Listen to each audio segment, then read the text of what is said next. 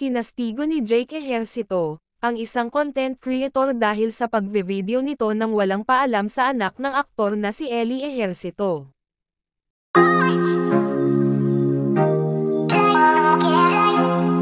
Ito ang nilalaman ng mga sunod-sunod na posts ng kapamilya aktor laban sa influencer na si Kris Bryan.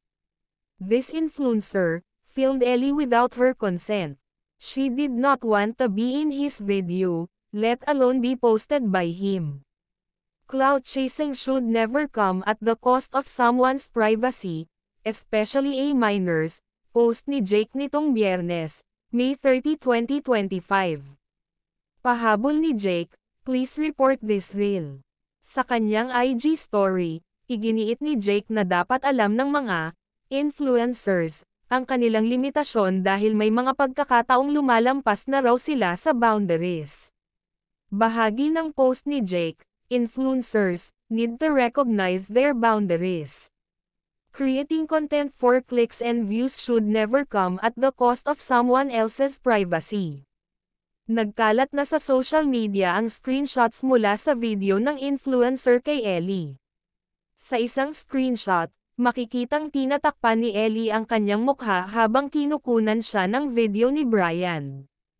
Hindi na makita ang original video reel ni Bryan dahil tinanggal na niya ito.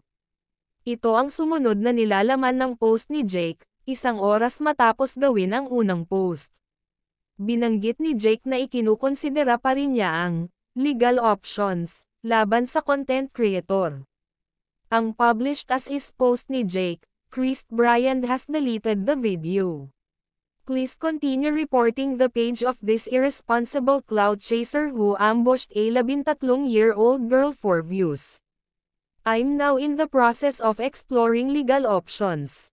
Hindi naman ito ang unang beses na na-call out si Bryan dahil sa kanyang content. Noong February 2025, pinag-usapan ang kanyang post na nagpapakitang inihiyan niya ang poster ni Apollo Quiboloy, ang kontrobersyal na leader ng Kingdom of Jesus Christ Group. Kasunod ng pag-viral ng influencer, naglabas siya ng video na humihingi ng paumanhin sa kanyang ginawa. Giit pa niya, take it down immediately.